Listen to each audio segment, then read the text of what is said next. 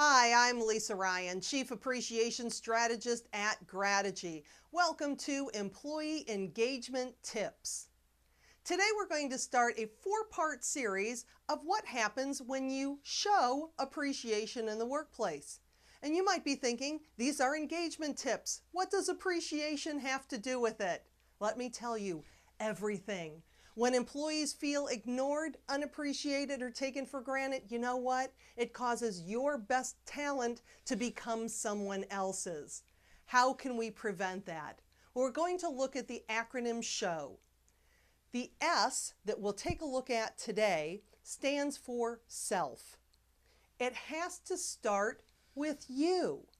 You can read all the books and all the articles online and learn everything that you can and know that appreciation is good, or have heard that expressing gratitude for a job well done is a good thing to do. But unless you believe it from your heart, it's not going to happen. Which is why most of my working with different client organizations, I start with the management team. Because the management really is that self of the organization. They need to believe it so that it has that trickle-down effect to the rest of the people in the organization. Otherwise, it's just one more program that management wants us to take a look at.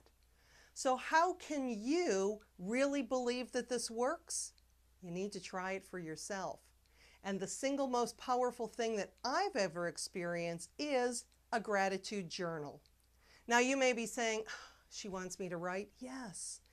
But it's not journaling and journaling for pages and pages. It's simply writing down 3 to 5 things every day for which you're grateful.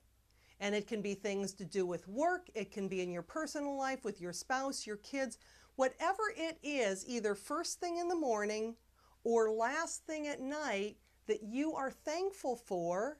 Start to write it down. Keep track. And start where you are.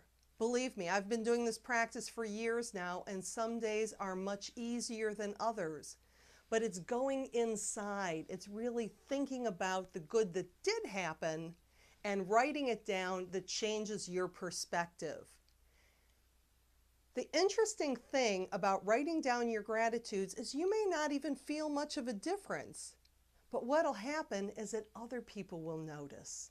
If you've been going through a rough time, that gratitude will start to even things out. So today, take my 30-day challenge. For the next 30 days, simply write down 3 to 5 things for which you are grateful for every day, and I'd love to hear the results. I know that it will make an impact on you because it does start with yourself, and because your focus is changing, your perspective is changing, it's going to change your work environment as well.